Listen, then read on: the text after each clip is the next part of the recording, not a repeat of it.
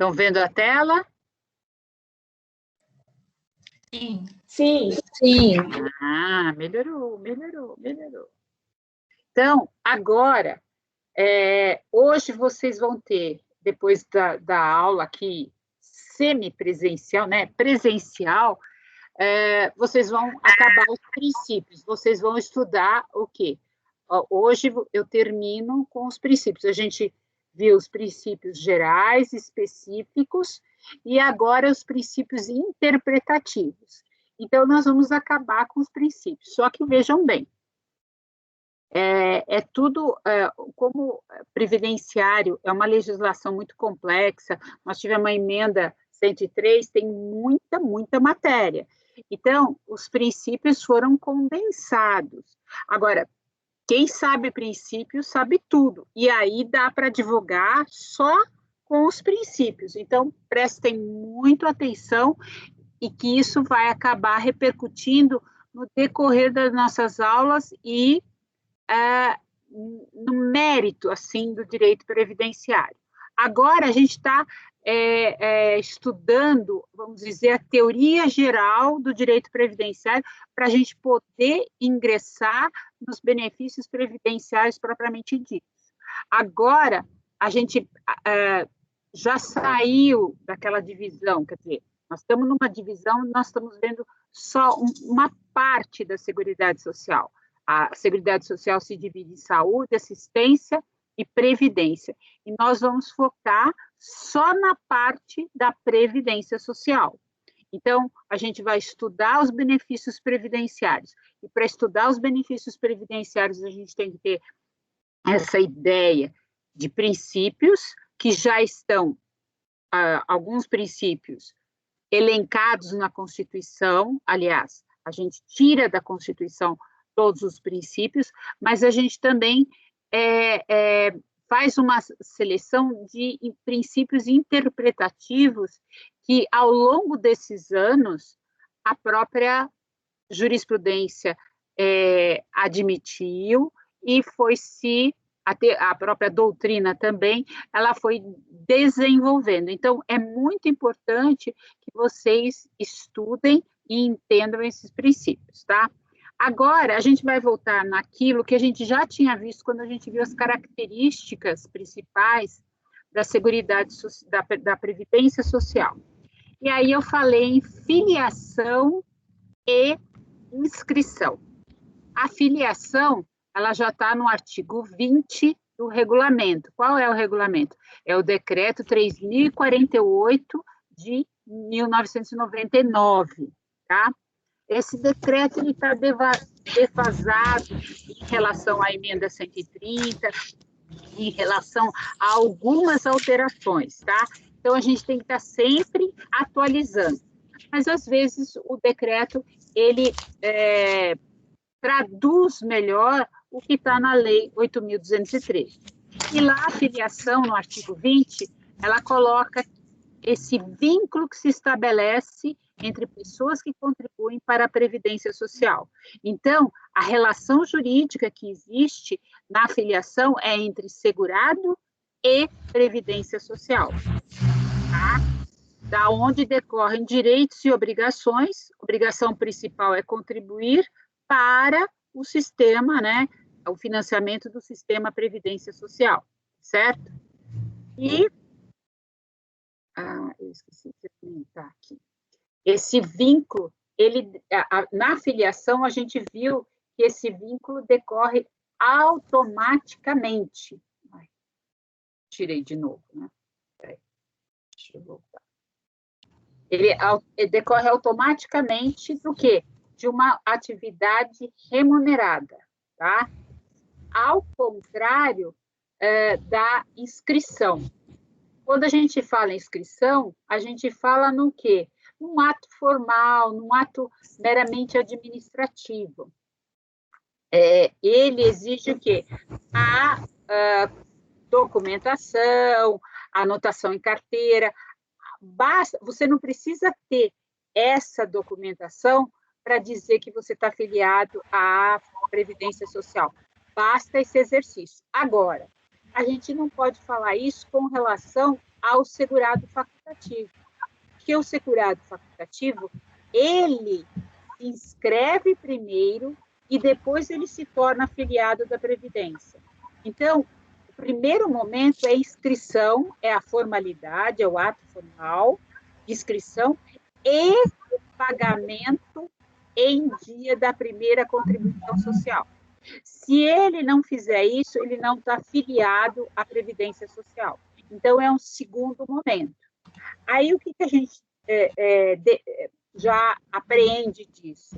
Que a filiação é algo abstrato e que a gente torna ela concreta a partir do momento em que a gente verifica essa relação jurídica entre segurado e Previdência Social, certo?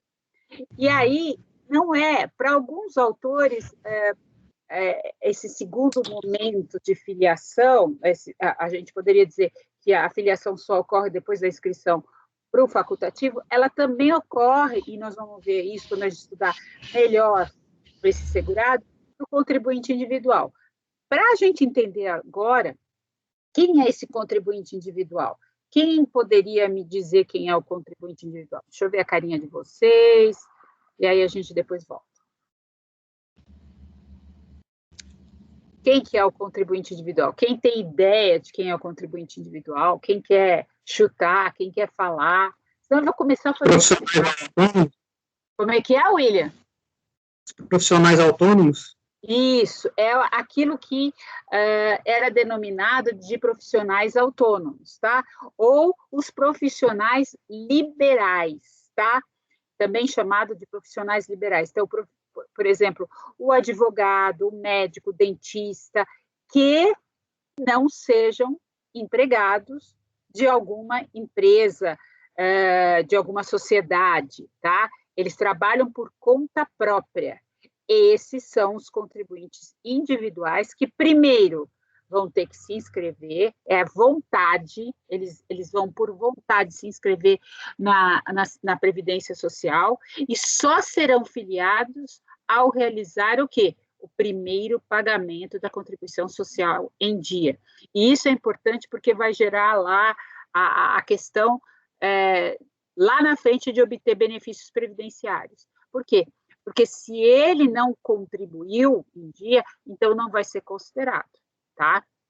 Então, esse contribuinte individual, a gente vai ver que ele também pode estar filiado a um empregador, tá?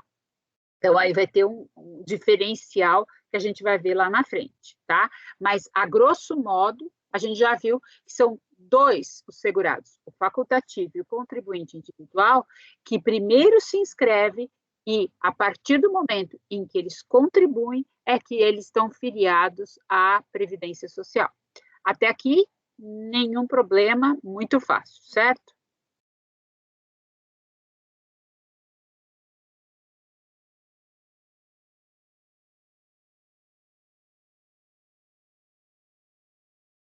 Então, a inscrição ela está no artigo 18 do regulamento, do decreto 3.048, tá, de 99, que representa o ato pelo qual o segurado é cadastrado no regime geral, mediante a comprovação dos seus dados pessoais e outros elementos necessários.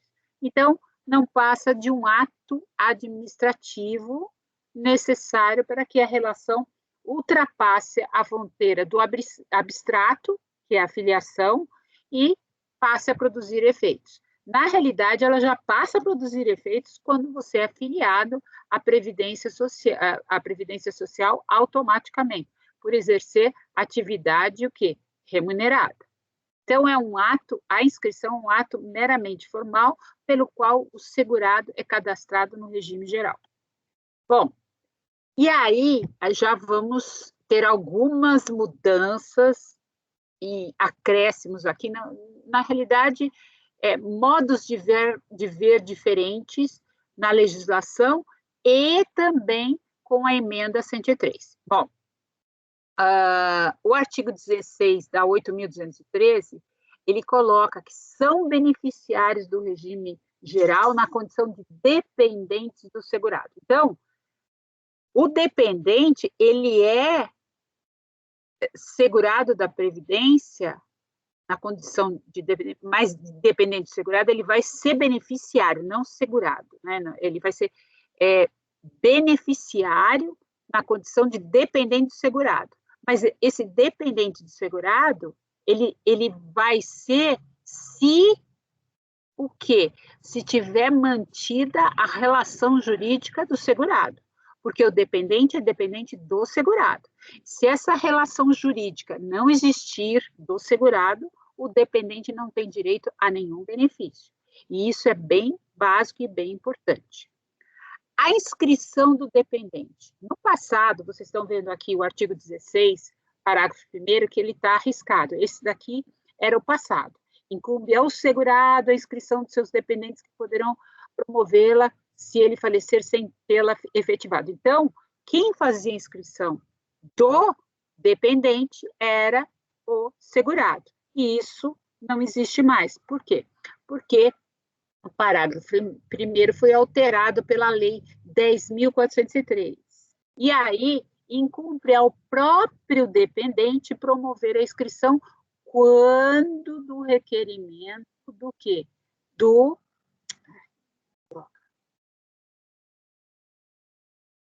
Quando do requerimento do benefício a que estiver habilitado. Então, o que significa isso?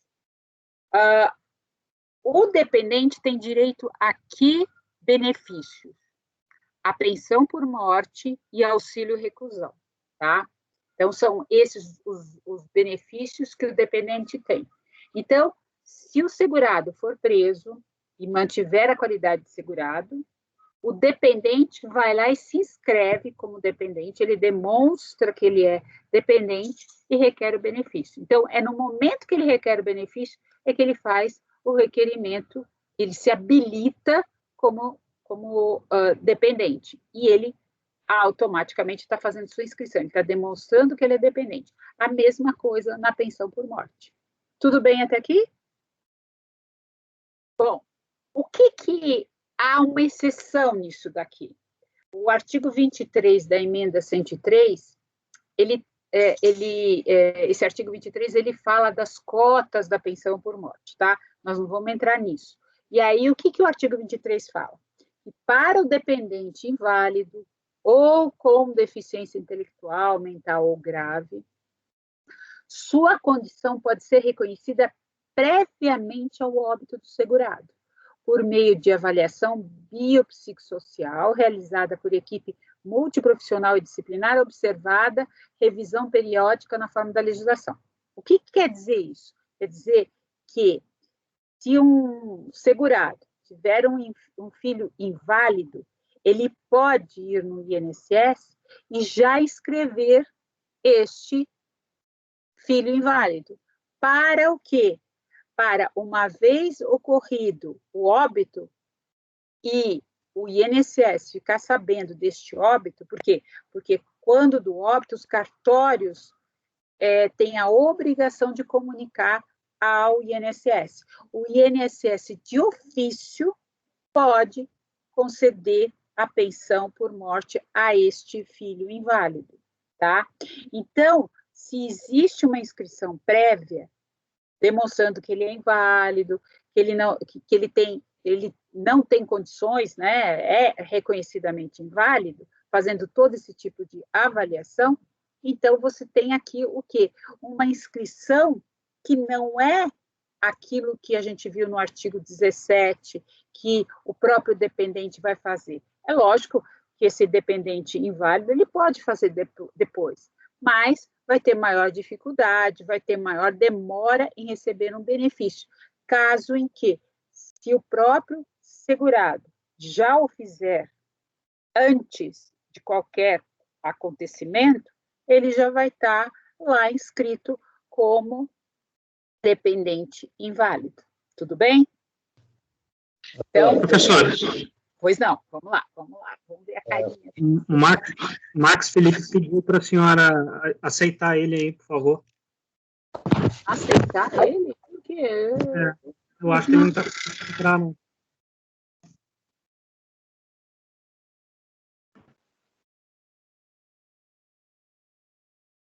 Professor, uma dúvida. Sim.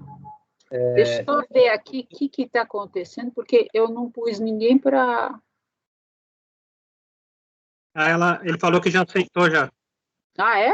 É, porque eu pus para todo mundo entrar. Até vou baixar uma lista aqui agora. Fala, quem que quer fazer pergunta? Peraí, deixa eu ver a carinha de vocês. Deixa eu sair. Tá, pode falar. Quem quer fazer pergunta? Professora, a senhora falou que o cartório, após o óbito da pessoa que é... Do segurado, isso. Quando acontece, a partir do momento que é emitido a certidão de óbito, a obrigação do cartório é enviar imediatamente para o INSS, tá?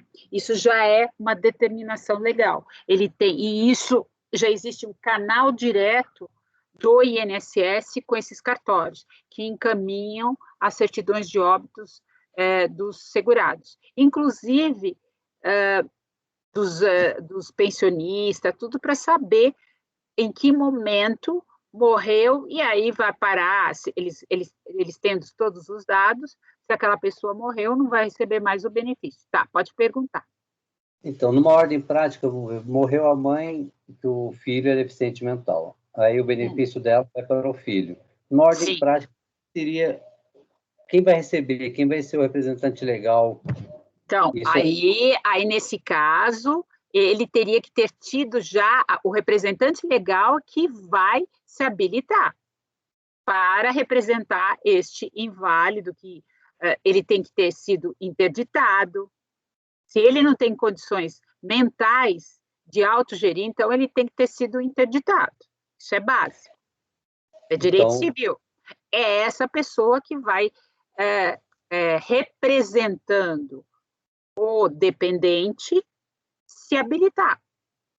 Certo. E o dinheiro, então, assim, a partir da morte da pessoa já está sendo depositada para essa pessoa. Não vai ser imediato, porque se o INSS não sabe, ele não vai fazer nada disso. Ele tem que saber disso. Então, a pessoa que representa vai pedir administrativamente, dizendo, sou o representante, ele foi interditado e ele era o dependente da pessoa, do segurado falecido. Ele vai demonstrar tudo isso, então, administrativamente. Não é avisar do cartório para quê, então? Porque se a pessoa não recebe imediatamente... O que eu expliquei? O que eu expliquei? Se o cartório avisa, e se antes o filho inválido, não necessariamente o inválido, ele não é necessariamente inimputável. Ele não precisa ser interditado. Se ele não for, o que acontece? Ele tem condições, a partir do momento em que o segurado já colocou ele como dependente, já inscreveu ele como dependente, dizendo que ele é inválido, aí isso pode ocorrer o quê? Se ele tiver idade para receber, já para ser automático. Agora, nesses casos em que precisa a interdição, não vai ser automático, tá? O que acontece aqui eu estou dando algo que a emenda trouxe, muito importante, no sentido de que o dependente, ele se habilita, ele se inscreve só a partir do momento em que o segurado falece ou é preso. Se previamente este inválido já se inscreveu, isso acaba acontecendo de forma mais rápida. Agora, essa automaticidade vai depender da situação no caso concreto. Num primeiro momento, o INSS pode intimar para que aquele inválido compareça, para trazer algum documento, alguma coisa para confirmar mesmo esses dados e, a partir daquele momento, já ter direito à pensão. É isso. A partir do momento em que há essa comunicação, há uma facilidade. É isso que eu quis dizer. Tudo bem? Deu para entender? Sim, eu passo. Professora. Fala. Esse artigo 23, parágrafo 5º, a senhora falou que é da emenda, e o 17? O 17 dá 8.213. 8.213, tá ok. Obrigada, professora. Tudo bem, pessoal? Podemos continuar? Estão vendo a tela? Sim, não, muito pelo contrário. Professora, aqui para mim eu não estou conseguindo ver. Nada? Ninguém está Nada. vendo? Peraí, então deixa eu Para mim ver. aparece, professora. Ah, então se para um aparece, alguma coisa está aí ruim para você. Você tem que ver qual é o problema. Está todo mundo vendo agora ou não? Sim. Sim. Ó, agora até aumentei. Estão vendo? Sim. Tá. Sim. Então, aquilo que a colega perguntou, parágrafo 1º do artigo 17 é da 8.213, tá certo? Inscrição como dependente do filho deficiente perante o INSS antes de qualquer benefício. Então, é uma exceção que foi trazida pela emenda 103 no sentido de adiantar-se ao dependente inválido. Ele se habilitar, ele se inscrever antes de qualquer coisa, antes de qualquer risco social ocorrer, tá certo? E aí, todos que exercem, e isso já foi uma pergunta da... Ai, que droga esse negócio, ele sai. Isso foi uma pergunta de vocês numa das últimas aulas. Algum de vocês perguntou exatamente isso e a gente já antecipou, mas para a gente deixar claro, todos que exercem mais de uma atividade abrangida pelo regime geral estão obrigados a se inscrever em relação a cada uma delas. O artigo 18, parágrafo 3º do regulamento, que é o decreto 3.048 de 99. Então, se a pessoa exerce, por exemplo, escola particular, regime CLT, de manhã e fim de semana ou de tarde é contador, contribuinte individual, ele vai se inscrever em todas as atividades, certo? Ou se ele dá aula e trabalha numa padaria, ou faz outra atividade, quantas atividades ele tiver, quantas atividades ele vai se inscrever no regime geral. Então, a inscrição também é obrigatória para o aposentado que continue ou volte a trabalhar em atividade vinculada ao regime geral. E também ele tem que ser inscrito, tá? Por quê? Porque ele não vai ter direito a todos os benefícios, porque ele já é aposentado, mas ele também tem que se inscrever justamente porque ele contribui, tá certo? Idade mínima. Então, 16 anos em qualquer categoria de segurado, exceção colocada no artigo 7º, inciso 33 da Constituição. Que exceção é essa? Que vocês já devem saber, decore e salteada. Para o menor aprendiz. Então, o menor aprendiz pode trabalhar a partir dos 14 anos, tá? Então, a Constituição, no artigo 33, ela proíbe o trabalho noturno, perigoso ou insalubre a menores de 18 anos e de qualquer trabalho a menores de 16 anos, salvo, e aí a Constituição vem e traz esse salvo a partir dos 14 anos ao menor aprendiz. Então, agora a gente vai ter uma certa divergência entre a lei e o regulamento, quando fala na inscrição do facultativo. Então, o artigo 13 da 8.213 fala no facultativo a partir dos 14 anos, e o regulamento fala em 16 anos. Então, diz que o facultativo pode se inscrever a partir dos 14 anos, e o regulamento fala dos 16 anos. Bom, e aí? O que vocês vão obedecer?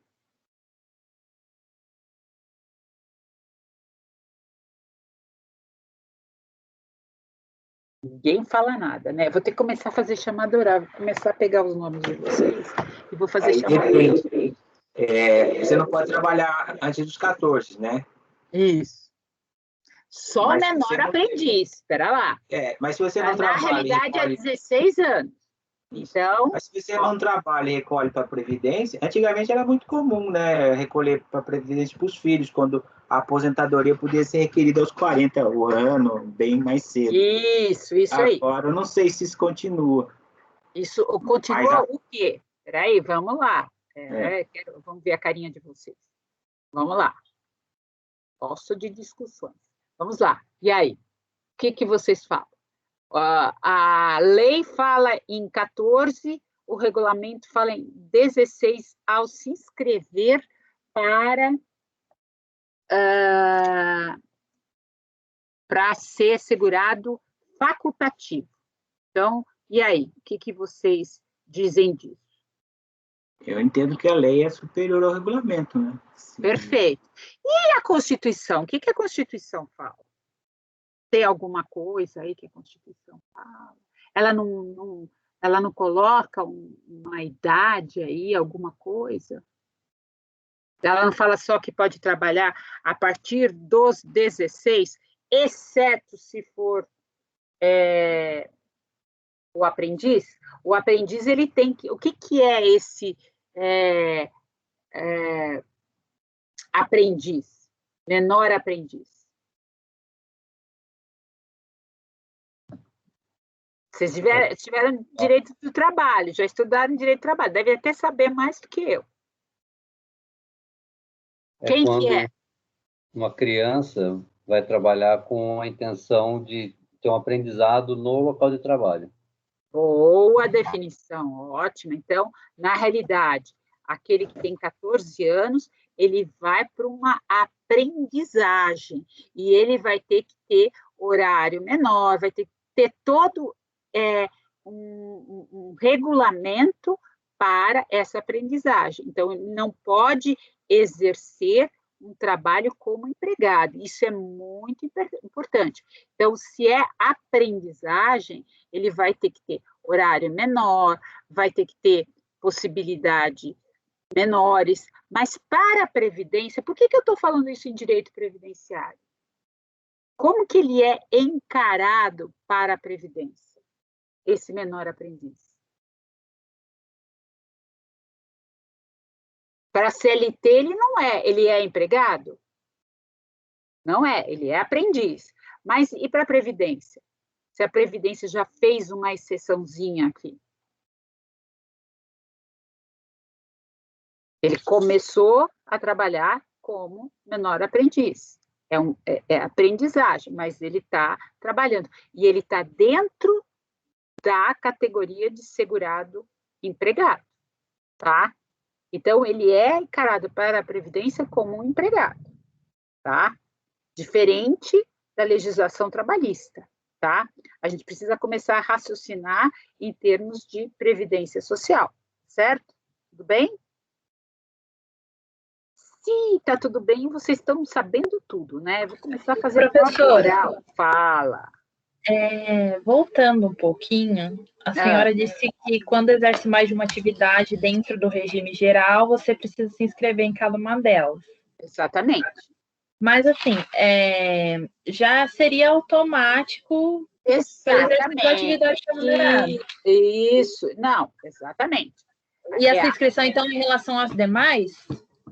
É isso que eu não entendi. Na realidade, o fato de você ser automático, você tem toda a razão. Então, essa questão é para enfatizar quantas atividades você exercer, quantas atividades você tem que estar também inscrito.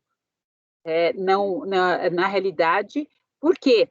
Porque vai ter uma diferença na hora de pagar a contribuição social. Se eu já pago inteiramente a contribuição social sobre o teto, eu não posso pagar isso sobre o teto em cada uma das minhas atividades remuneradas, entendeu? Daí essa obrigatoriedade, ela também tem um sentido de limitar a contribuição social do segurado. Mas o intuito é esse, tá? É de você ter presente que você tem que estar inscrito em todas essas atividades concomitantes, tá? É lógico que ela é automática, você tem toda a razão. Fica parecendo meio incongruente, mas o objetivo é que nenhuma dessas atividades, elas não estejam inscritas. É que, na realidade, muitas vezes, o que acontece? Você está exercendo uma atividade que é segurado empregado, e noutra que você é contribuinte individual, que aí a obrigação é sua em fazer a inscrição e o pagamento. Então, é mais nesse sentido desta obrigatoriedade para eu poder contar também esse período que você está exercendo atividade concomitante, tá? Tudo bem? Entendi, professora. Obrigada. De nada. Tá. Então, vamos lá. Então, a gente falou da proibição do trabalho noturno, dessa divergência que o colega já colocou o entendimento que tem que sempre se obedecer à lei e não o regulamento. Essa é a ordem hierárquica. Outro detalhe é que não há idades máximas para ingresso de permanência do segurado na Previdência Social, tá?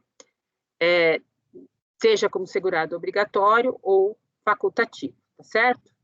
E aí, a gente já entra nas espécies, né? A gente falou muito que o regime de previdência, ele pode ser classificado em segurados e dependentes. E também aí a gente pode falar que os beneficiários do regime ou da previdência social são segurados, se dividem em obrigatórios e facultativos e dependentes. Então, nós temos beneficiários da previdência, segurados e dependentes. E os segurados se dividem em obrigatórios e facultativos, certo? E aí, vocês já aprenderam e entenderam dessa automaticidade da filiação, que independe da vontade, basta o exercício de atividade remunerada. E qual é a distinção de responsabilidade das contribuições?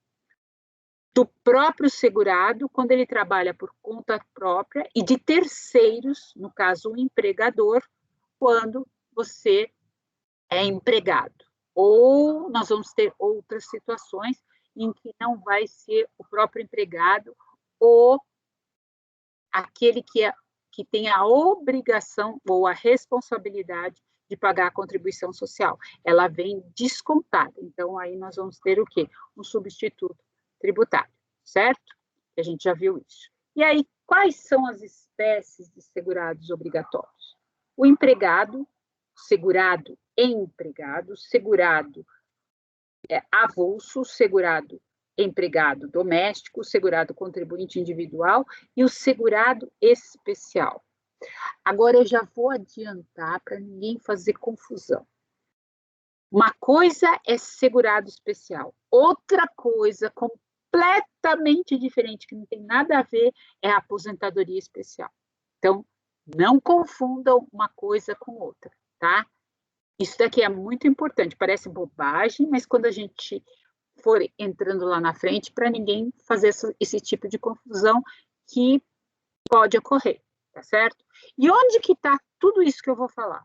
Isso daqui está tanto na lei 8.212, que é a de custeio, no artigo 12, está no artigo 11 da 8.213 e está no artigo 9º do decreto 3.048, que é o regulamento, tá? Essa é a legislação e todas elas se repetem, com exceção do decreto. O decreto repete a legislação, mas ele define algumas atividades. Ele vai definir com maior clareza cada atividade. Ao contrário do direito trabalhista, o direito previdenciário, ele é o quê? Ele vai ser detalhista, ele vai falar de todos os casos possíveis e imaginários de quem é o segurado obrigatório. Então, por exemplo, o artigo 11 vai trazer diversas letras, como o artigo 12, como o artigo 9º, vai trazer diversas letras dispondo de cada segurado. Então, nós vamos começar falando do segurado empregado. E o segurado empregado, ele vai destrinchar quem é o segurado empregado para o direito previdenciário. O primeiro é conhecidíssimo de vocês, que é o artigo 3º da CLT.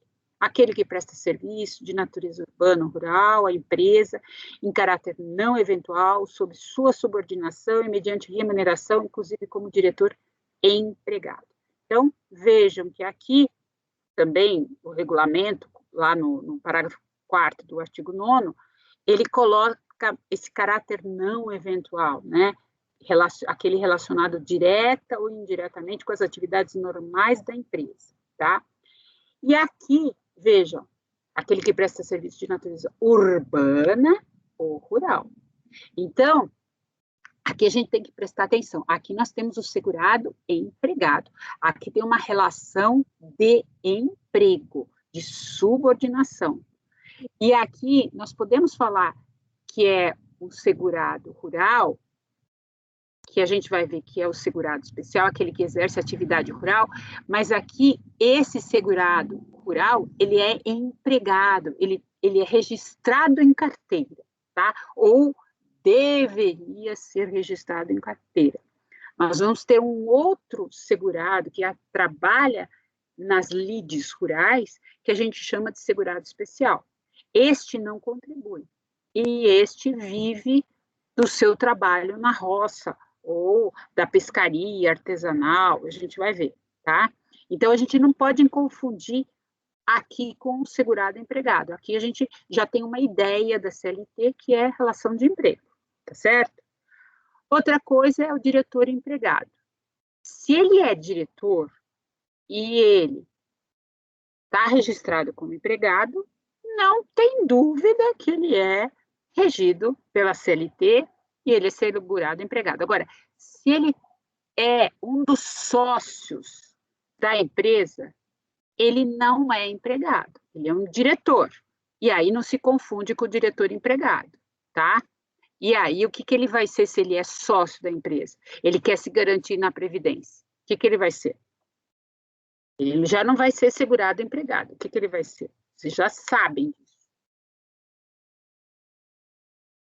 Como que ele vai contribuir para a Previdência Social?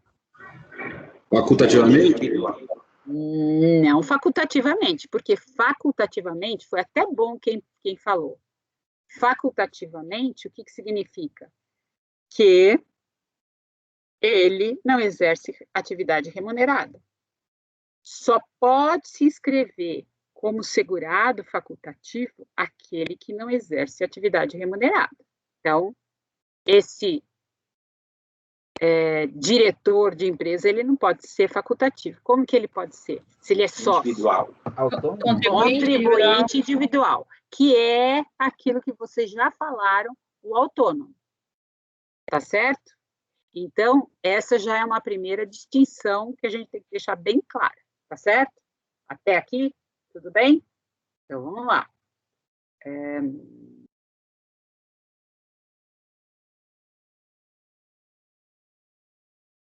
Características da relação de trabalho, a gente já sabe. Pessoalidade, não eventualidade, onerosidade, subordinação jurídica. Relevante para a legislação previdenciária. Vínculo de emprego, urbano-rural. Conceito da CLT. Agora, a gente vai ter, também estarão para a Previdência regidos como segurados, algumas pessoas especiais, como os aeronautas, o atleta profissional, o advogado empregado, que tem uma legislação especial a respeito disso, mas também são elencados na Previdência como segurados empregados. Só existe uma legislação especial para eles, tá? O diretor empregado é aquele que, participando ou não do risco econômico do empreendimento, seja promovido para o cargo de direção, mantendo as características inerentes à relação de emprego. Então, nós temos isso já definido no decreto 3.048.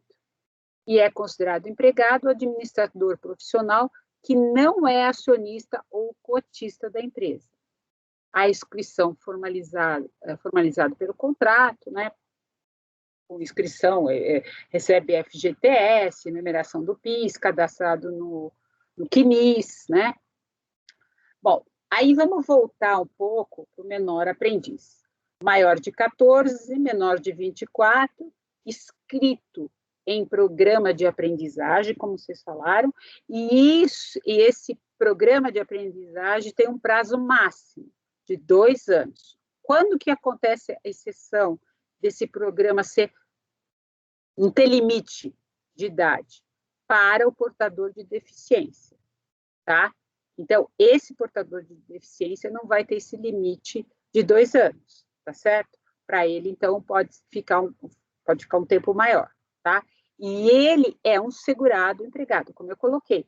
Para o direito previdenciário, ele é considerado segurado empregado. Então, aqui vocês têm um histórico da idade, né? Então, a partir da Constituição de 88, até a emenda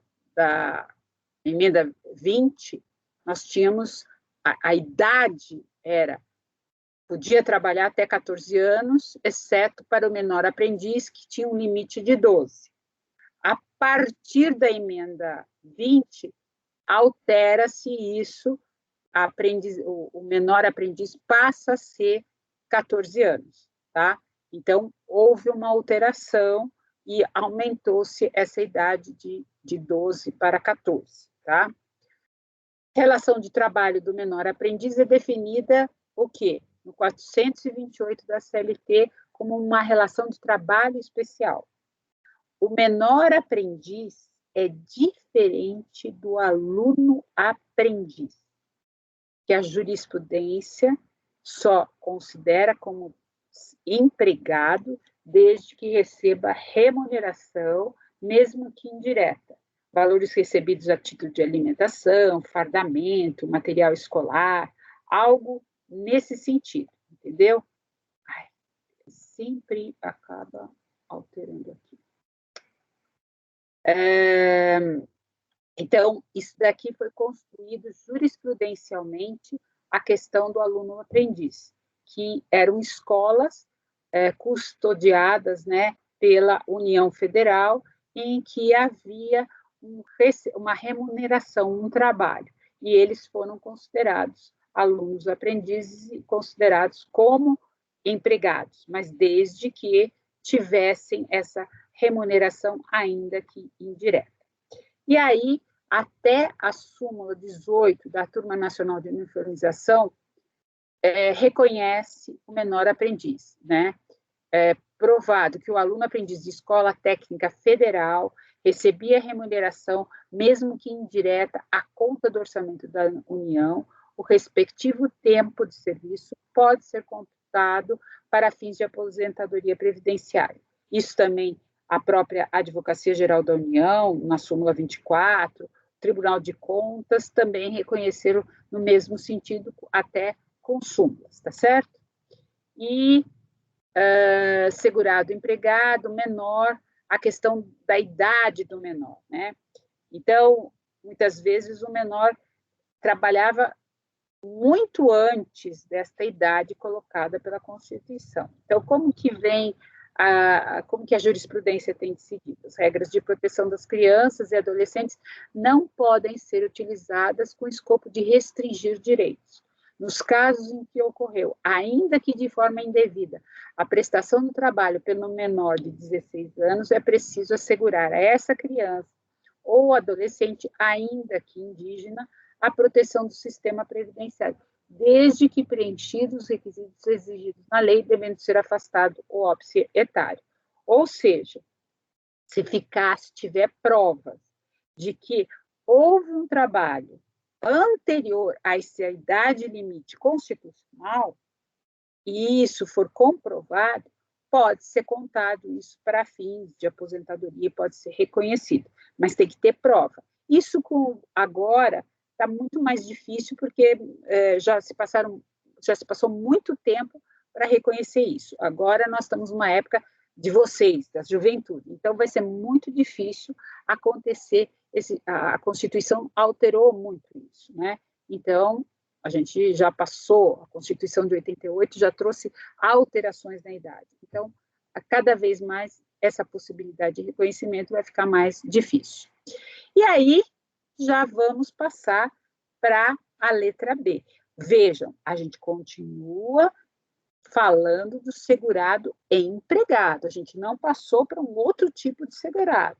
Então, a lei é casuística, ela vai pormenorizar quem que é esse segurado empregado para fins previdenciários. Então, o que a Lei 8.213, no artigo 11, letra B, diz? Aquele que é contratado por empresa de trabalho temporário, definida em legislação específica, que é a Lei 6.019, depois temos outras leis a respeito, definida em legislação específica, presta serviço para atender a necessidade transitória de substituição de pessoal regular e permanente ou acréscimo extraordinário de serviço de outras empresas. O produtor rural também, né, ele pode ter esse trabalho temporário da pessoa física que pode contratar trabalhadores rurais para exercício de atividade de natureza temporária. Só que aqui, ao contrário do trabalho temporário a nível civil, a nível de CLT, ele vai ter prazos diferentes e algumas limitações, tá? Então, você pode empregar num prazo de 120 dias um trabalhador rural temporário, né? Ao contrário do trabalho temporário a nível CLT, que é 90 dias, né? Que foi até alterado, passou para 180 dias, né? Então, aquele que é contratado por empresa de trabalho temporário por prazo não superior a 180 dias. Isso aqui foi alterado, esse texto que nós tínhamos foi alterado pela Lei 13.429 de 2017, que é o pacote das reformas trabalhistas que veio antes da emenda 103. Então, o que a gente tinha antes de trabalho temporário de 90 dias passou por um trabalho que não pode passar de 180 dias. Então, prorrogável por mais 90, então não pode ser mais que 180 dias esse trabalho temporário. Presta serviço para atender a necessidade transitória de substituição de pessoal permanente ou a demanda complementar de serviço. Então, isso daí pode ser pessoas que saíram de férias, a empresa não quer contratar outra pessoa, então ela vai ter o quê? Ela pega uma empresa que cuida de trabalho temporário e vai colocar alguém no lugar, certo? Então, esse é um trabalho temporário e é segurado empregado, tá? E isso daqui também foi incluído na época da reforma trabalhista também.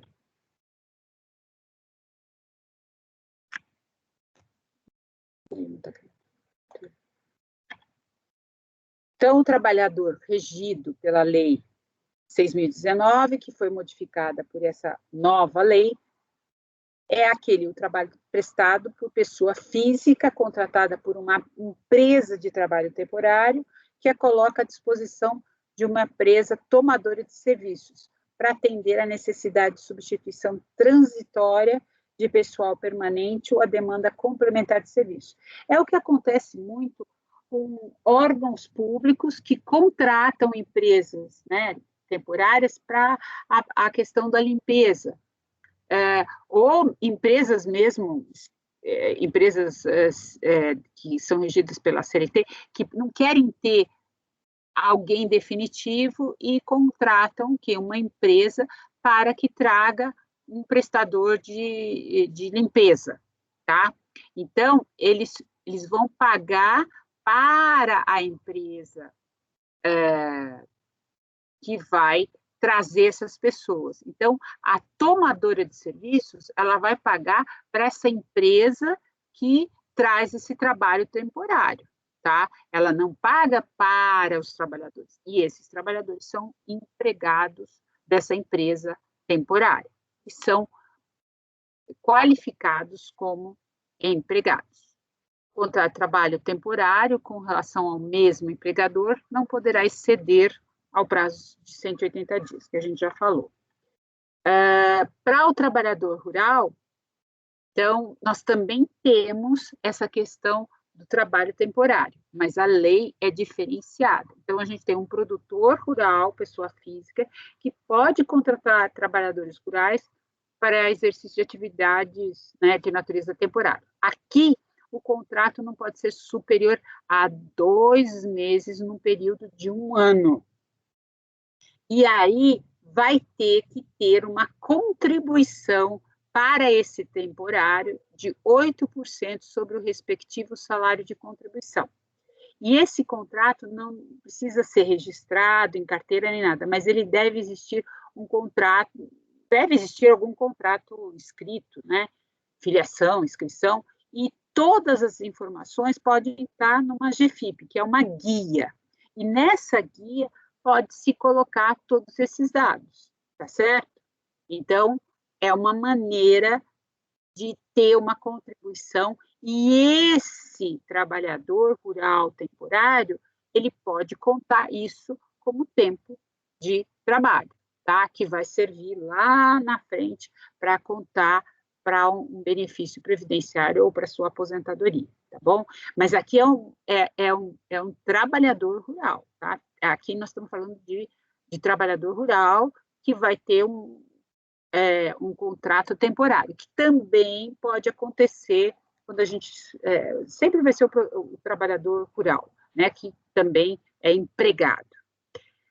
E aí a gente já vai para a letra C. A letra C traz uma outra espécie de empregado, tá? O brasileiro ou estrangeiro domiciliado e contratado no Brasil para trabalhar como empregado em sucursal ou agência de empresa nacional no exterior. A regra geral, qual que é? Vínculo no exterior gera efeitos previdenciários, com exceção de acordo internacional de reciprocidade. E até pouco tempo, depois da pandemia, isso ficou um horror, né? Nem sei como que deve estar. Nossa, eu tirei. Mas, o que acontece? Antes da pandemia, nós temos, isso não tirou, é lógico, esses acordos internacionais ainda existem. Então, nós temos acordos internacionais com a Alemanha, muito acordo com a Alemanha, tínhamos muitos acordos aqui com a Argentina, Uruguai, Paraguai, todos esses acordos internacionais para levar em consideração esse tempo trabalhado no exterior para fins de uma aposentadoria, eventualmente aqui no Brasil ou fora do Brasil, tá certo? Isso daí é uma outra coisa, tá? Daí a gente falar, e vejam aqui, a exceção ao princípio da territorialidade da filiação. A regra é trabalhar no Brasil, segurado, empregado. Princípio da territorialidade. Aqui nós estamos falando a primeira hipótese em de que alguém vai trabalhar no exterior. Mas qual é a exigência? Qual é essa hipótese? É o brasileiro ou estrangeiro domiciliado e contratado no Brasil para trabalhar como empregado em sucursal ou agência de empresa nacional no exterior. Então, ele tem que ter sido contratado no Brasil. E pode ser um estrangeiro que está domiciliado aqui e que foi contratado aqui no Brasil e que vai trabalhar em uma agência em outro país. Principalmente construtoras. Construtoras tem muito no Brasil, que em outras épocas, né, faziam muito isso para Israel, para países árabes, que levavam trabalhadores da construção para esses países. Então, existe um vínculo realizado no Brasil e esse vínculo continua segurado empregado que foi contratado aqui trabalhando no exterior, tá?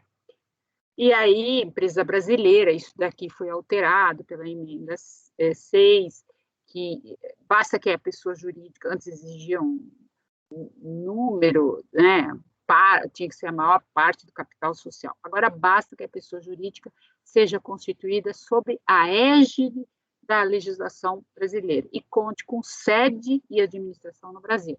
Então, quem está contratando tem sede no Brasil e as suas filiais podem ser em outro país, tá? E aí temos a letra D. Então, já vimos tudo isso daqui assegurado empregado. E aí, a letra D fala daquele que presta serviço no Brasil, a missão diplomática ou a repartição consular de carreira estrangeira e a órgãos a ela subordinados ou membros dessas missões e repartições excluídos o não brasileiro sem residência permanente no Brasil, e o brasileiro amparado pela legislação brasileira previdenciária do país da respectiva missão diplomática ou repartição consular. O que significa isso? Vamos ver a carinha de vocês e vamos ver se vocês estão prestando atenção. O que significa isso? Aquele que presta serviço no Brasil à missão diplomática. O que é isso? Vamos lá. Quem que vai me dar um exemplo? Gente que trabalha nos consulados. Muito bem. Então, brasileiro importado. Aí a gente vai ter que pensar um pouco. Então, primeira coisa, um brasileiro, então nós vamos lá, o consulado da Itália no Brasil, consulado dos Estados Unidos no Brasil.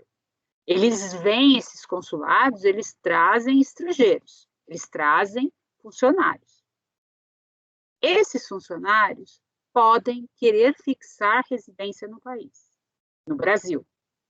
Se ele fixa residência no Brasil, ele é estrangeiro, residente no país.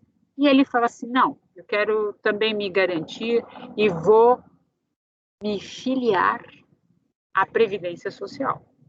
Então, ele vai ser empregado. O brasileiro que é contratado por uma embaixada italiana, americana, seja o que for, que reside aqui no Brasil, ele vai, óbvio, trabalhar como o quê? Como empregado. Ele vai ser contratado, vai ter... as embaixadas, elas são tratadas como se empresas fossem, tá? Então, o que está acontecendo? Esse caso é do brasileiro que está sendo contratado no Brasil ou do estrangeiro que reside no Brasil para trabalhar numa embaixada que está no Brasil, tá?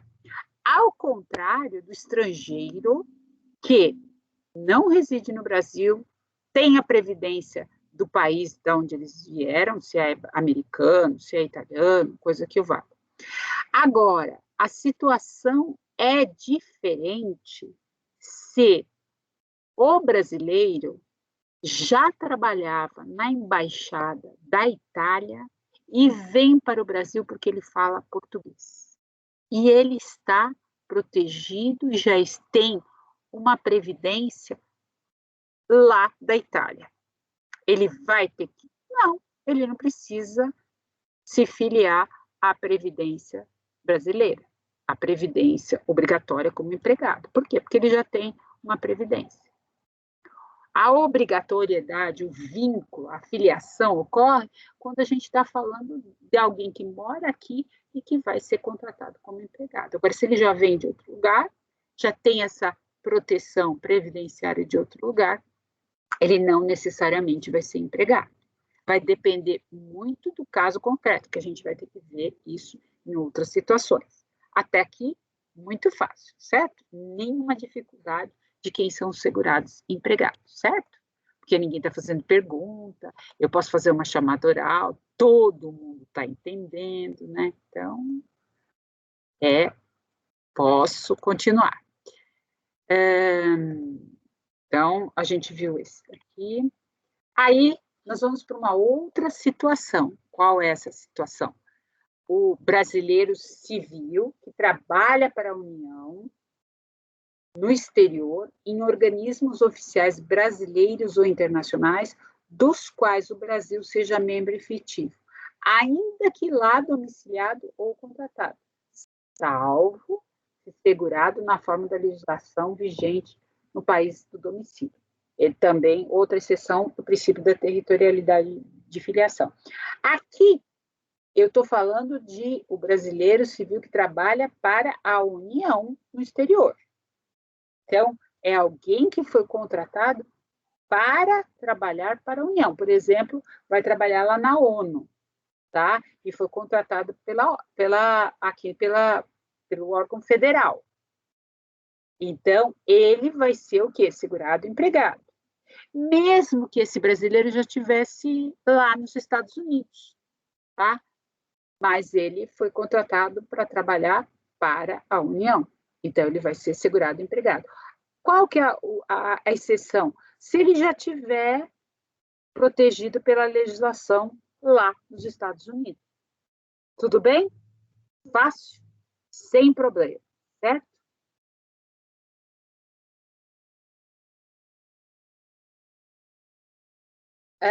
Outra possibilidade, que já é a letra F, é o brasileiro ou estrangeiro domiciliado e contratado no Brasil para trabalhar como empregado em empresa domiciliada no exterior, cuja maioria do capital votante pertença à empresa brasileira de território, a empresa brasileira de capital nacional. Essa é uma exceção do princípio da territorialidade, é a mesma que a gente viu logo no começo, né? O grupo empresarial, transferência, cujo controle acionário pertença à empresa brasileira, né?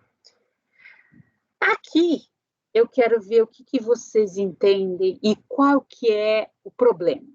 Então, aqui nós vamos ter aqui um monte de questões a discutir. O servidor público, ocupante de cargo em comissão, sem vínculo efetivo com a União, autarquias, inclusive em regime especial, em fundações públicas federais. Bom, servidor público em cargo em comissão. Quem que é servidor público, pessoal?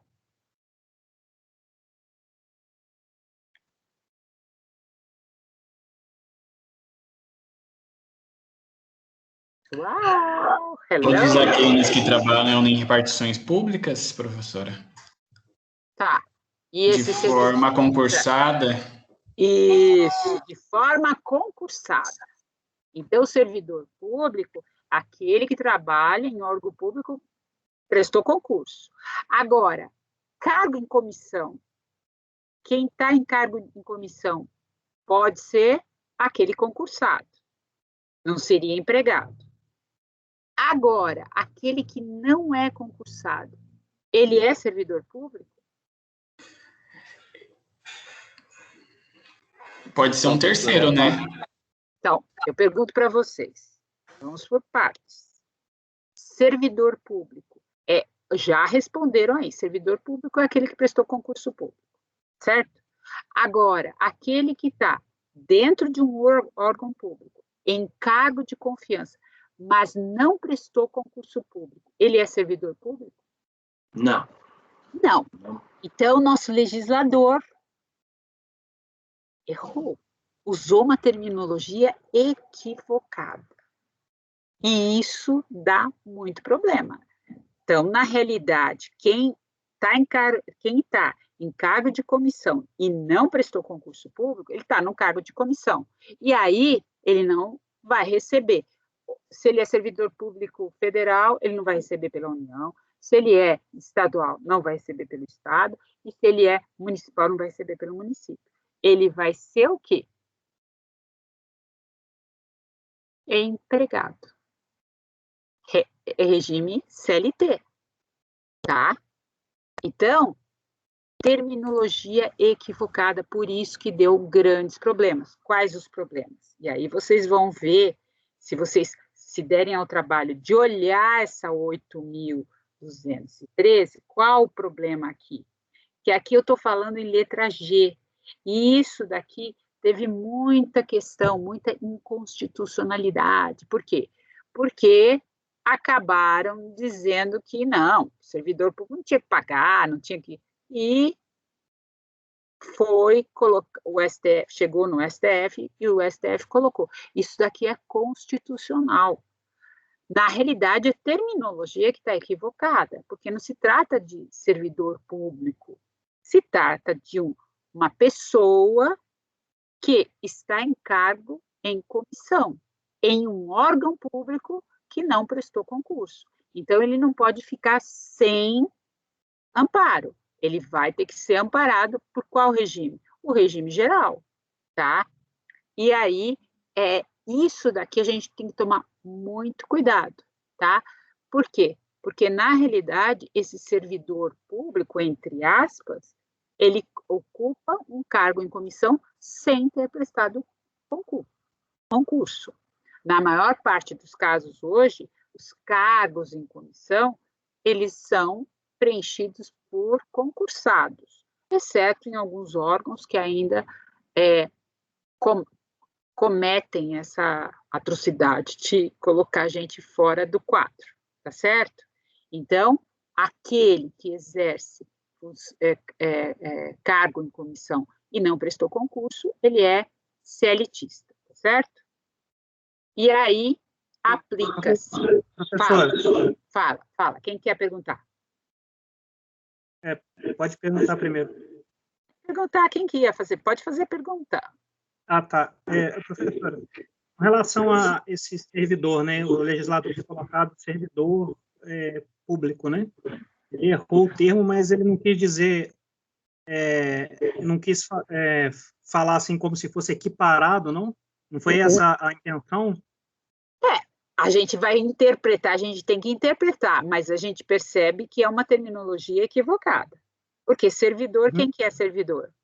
É aquele que prestou um concurso. Então, teria que ser a pessoa que exerce cargo em comissão, não seria mais correto? Ela Sim. Vai ser regida pela CLT, ele é empregado. Porque, num primeiro momento, isso daqui foi discutido da constitucionalidade, inclusive para não pagar a contribuição social. E aí a pessoa não pagava nem contribuição social no regime próprio.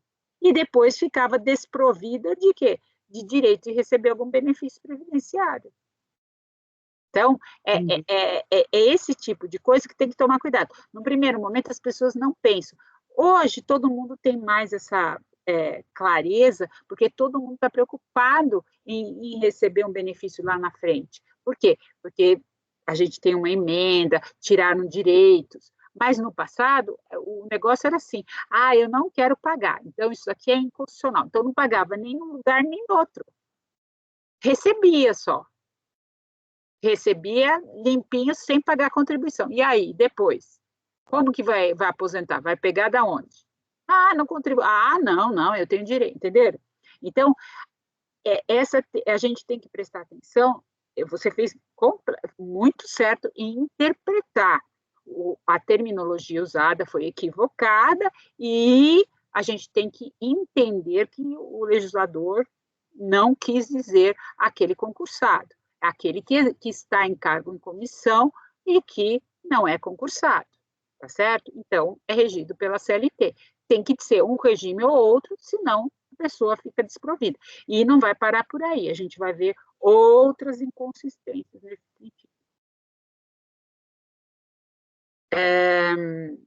Então, agora, continuando, o parágrafo 13 da 8.213 coloca: aplica-se ao agente público ocupante exclusivamente de cargo em comissão declarado em lei de livre nomeação e exoneração de outro cargo temporário, inclusive mandato eletivo ou de emprego público, o regime geral de previdência. Então, vejam bem, aqui a gente vai ter aqui os ocupantes de cargo de ministro de Estado, de secretário estadual, distrital, municipal, sem vínculo efetivo com a União, Estados, Distrito Federal, municípios, autarquias. O que acontece? Quem que vai ser ministro de Estado, secretário estadual, secretário municipal, secretário distrital? Alguém do Poder Executivo vai convidar. Esse alguém que vai ocupar esse cargo, eu tenho que olhar de onde ele veio. Ele vai poder ter uma opção, tá? Então, ele vai ser incluído nessa letra G, regime geral, exceção se ele tiver no regime próprio e está licenciado. Tá certo?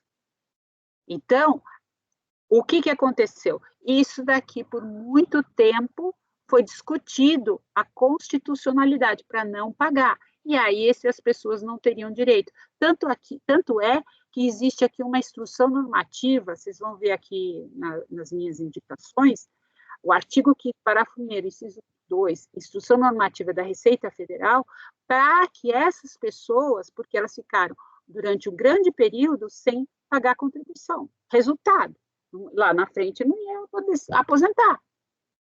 Então, a Receita Federal deu oportunidade para que essas pessoas pagassem depois. Por quê? Porque elas ficaram no limbo com essa brincadeirinha de dizer que não faço parte daqui, também não faço parte de lá. Tá? Porque, num primeiro momento, e vocês vão ver, o que aconteceu? A alteração de qualquer inciso da Lei 8.213 só poderia ser feito por meio de lei complementar. E essas alterações eram feitas por lei ordinária. Então, sempre era considerado inconstitucional. Resultado, ninguém pagava. Até que alguém acordou e falou assim, não, aqui pode ser feita alteração por lei ordinária. E aí alterou-se o dispositivo e vingou-se no sentido de que esses ocupantes vão ter que ser catalogados como segurados empregados, a não ser que o vínculo deles já seja um vínculo de regime próprio, e eles estão licenciados. Tá? Então, segurado facultativo, aí a gente já vai para o segurado facultativo, a pessoa física maior de 16, que por ato volitivo se inscreva como contribuinte da Previdência, desde que não exerça atividade remunerada que implique filiação obrigatória a qualquer regime de previdência no país. Podem ter contribuído facultativamente, dentre outros, aquele que exerceu mandato eletivo estadual, distrital ou municipal, até janeiro de 98. É aquele artigo 5º que eu estava falando da instrução normativa. O ocupante de cargo, de ministro de Estado, de secretário estadual, e assim. Então, eles tiveram que pagar como contribuintes facultativos para poder consertar essa situação. Então, vejam, aquela letra G é a letra H, né? O exercente, que também virou idêntico à linha J, porque isso foi sempre colocado e retirado. Então, foi feito por legislações equivocadas. Quer dizer, a legislação não era equivocada, ela foi considerada inconstitucional até que alteraram no sentido, pode ser alterado por lei ordinária, tá? Aí, o exercente de mandato eletivo federal, estadual, municipal, desde que não vinculado ao regime próprio de previdência social, tá? E aqui a decisão de inconstitucionalidade do Supremo, tá? Nessas questões. Com a promulgação da lei, foi repetida a redação da letra H, isso tudo que eu já expliquei, e isso está no informativo 866, tá? Toda essa alteração. Então, contribuição previdenciária e exercentes de mandato eletivo. Incide contribuição previdenciária sobre os rendimentos pagos aos exercentes de mandato eletivo decorrentes de prestação de serviços à União, Estados ou Distrito Federal ou a municípios. Aplica-se o advento da lei e tal, não vinculados a regime próprio, desde que não vinculados a regime próprio, tá? Então, e a emenda 103, ela vem e ratifica isso para que ninguém tenha dúvida. Porque toda essa confusão que deu no passado, vem agora a emenda 103 e ela coloca bem claro no artigo 40, parágrafo 13. Aplica-se ao agente público ocupante exclusivamente de cargo em comissão declarado em lei de livre nomeação, exoneração, de outro cargo temporário, inclusive mandato eletivo ou de emprego público, regime geral de previdência. Então, ao agente público, aplica-se o regime geral. Então, acaba com toda essa dúvida, que não tinha mais dúvida, porque a legislação e as decisões do Supremo foram nesse sentido, mas acabou ratificando e deixando claro essa situação de que aquele que ocupa cargo em comissão é do regime geral. Então, acabou com todas essas discussões, né? Então, o servidor é substituído por agente público, que na realidade seria agente público, maior abrangência e acabando com toda essa polêmica até então existente, tá? Então, com relação aos congressistas, os congressistas, eles também tiveram um período aqui para se inscreverem no Instituto de Previdência dos Congressistas, que foi extinto desde a publicação da Lei 9.506 de 97. Então, eles tiveram um prazo para escolher. A própria emenda 103 colocou um prazo para eles escolherem. Querem ficar nesse instituto, mas não pode ser mais alterado. Então, eles tiveram um prazo para escolher, ou para permanecer, ou para ingressarem em outro regime, tá? Os segurados atuais e anteriores do regime de previdência, de que trata essa lei, que fizerem opção de permanecer nesse regime previdenciário, deverão cumprir um período adicional correspondente a 30% do tempo de contribuição que faltaria para aquisição do direito à aposentadoria para esses ocupantes de cargos, tá? Aí é a questão da opção. Tá? E aí a gente volta, continuamos nos segurados empregados. O empregado de organismo oficial internacional estrangeiro em funcionamento no Brasil, salvo quando coberto por regime próprio de previdência social. Então, o empregado de organismo oficial internacional ou estrangeiro em funcionamento no Brasil. Aquilo que eu falei, alguém que trabalha numa embaixada e que quer fazer residência no Brasil e vai querer ser o quê? Garantir, entrando no regime geral de previdência do Brasil, salvo se ele tiver coberto pelo regime próprio. Então, na realidade, ele está querendo, se ele não tiver um regime próprio, ele quer se filiar ao regime geral. Então, a gente já tinha visto isso, ele também é considerado segurado empregado. Outros segurados... Fale. Isso inclui o estrangeiro também. Então, é aquilo que eu falei. O estrangeiro também, que quiser, que ele não tiver um plano lá, ou nada impede, porque a gente também não tem essa possibilidade de impedir. Se ele fizer residência aqui no Brasil e ele quiser ter se filiar ao regime, o que lhe impede? Ele está no Brasil, está trabalhando aqui, ele pode se filiar, tá? O que a legislação exige é que ele tenha a intenção de residência no Brasil. Então, ele vai ter que ter uma residência no Brasil. Então, na realidade, é o próprio órgão, que é as embaixadas, no caso, órgãos internacionais aqui no Brasil, que vão fazer esse registro. Na realidade, quem é o empregado? Aquele que se diz empregado. Ele já não veio com um contrato lá do exterior. Ele está fazendo esse contrato aqui.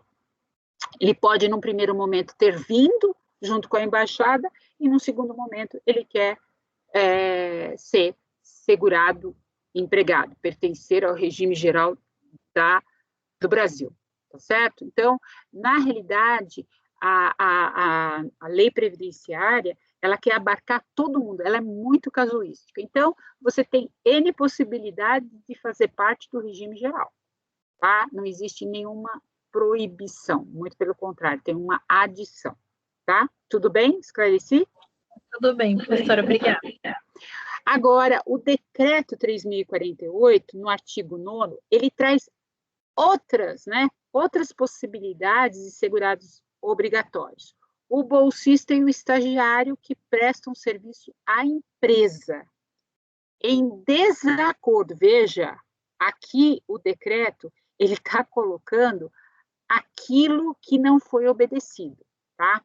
Em desacordo com a lei de estágio, com a lei do bolsista. Então, na realidade, ele é bolsista ou ele é estagiário, ele tem que ser regido por uma legislação. E essa legislação dá vai trabalhar menos horas, vai fazer determinados trabalhos. Não, eles acabam, esses empregadores que não deveriam ter feito isso, eles acabam dando uma atividade como se empregado fosse. Então, ele está em desacordo. Então, eles vão ser o quê? Segurados empregados. Agora, tem um caso que é muito importante, que é o escrevente ou auxiliar contratados por titular de serviços notoriais. O que é esses serviços notoriais? São cartório de registro de imóveis, vocês sabem que isso é um concurso. É um concurso excelente, maravilhoso. Quem quer ficar rico tem que prestar esses concursos. Então, como que é? E é sui generis, vamos dizer assim. Como que você pode ser, entre comilhas, como se diz em português, entre aspas, dono de cartório, que é o escrivão, né, o tabelião. Como que pode ser dono de cartório? Vocês sabem como que é? Deixa eu ver a carinha de vocês. Hein? Como que pode ser dono de cartório? Como que funciona isso? Quem pode me dizer?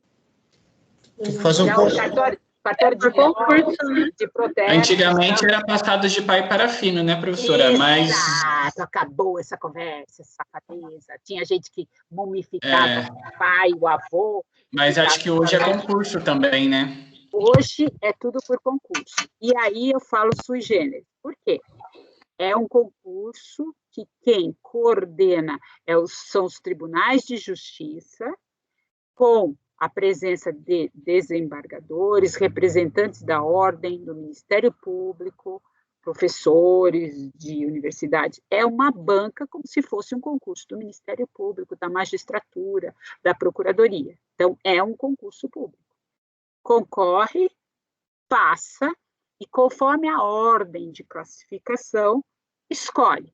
Vai escolher registro de imóveis, porque é o que ganha mais, protestos, que ganha mais ou menos, e aí registro civil, que aí todo mundo tem que doar, vai ganhar um pouquinho. Registro civil, o que é? É nascimento, morte das pessoas, registro, certidão de nascimento e de óbito. E aí vai ter um padrão, não ganha muita coisa, e existe um limite que o Tribunal de Justiça coloca, né? E depois também parte dos outros cartórios tem que acabar doando um pouco da sua parte para eles terem um mínimo, tá? Tudo bem. Então, esse é o dono do cartório, que acaba se inscrevendo, a maior parte, grande parte, é ex-juiz de direito, procurador da República e coisa que o vale. Tá. Me digam, esse que prestou o concurso, ele é o quê? Que tipo de pessoa ele é? É do regime próprio, regime geral? Estou esperando uma resposta. Como se fosse um empresário, né? Isso, ele é como um empresário. E aí? Regime geral. Tá, e aí que tipo? Regime geral, tudo bem. E aí? Ele é que tipo de segurado? É individual, né? Contribuinte individual. Porque ele é tipo, o colega aqui, o Éder, já matou a charada. Ele já falou, ele é como uma empresa. Ele é o dono da empresa. Se ele é dono da empresa, tudo bem, ele está ganhando dinheiro. Mas ele quer se garantir, de repente, acontece alguma coisa, embora seja uma pobreza, mas vou me inscrever lá no INSS como contribuinte individual. Eu vou pagar. Agora, ele, como é o tabelião, o dono do cartório, ele vai contratar pessoas. E ele vai contratar esses que são chamados escriturários, eles vão ser o quê? De que regime?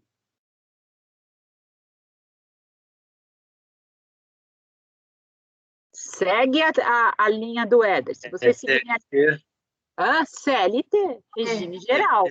Então, as pessoas contratadas pelo tabelião também CLT. Isso virou, porque isso aí, quando houve essa mudança, que vocês mesmos já reconheceram que é por concurso público, demorou muito para se raciocinar. Onde que eu coloco esse povo?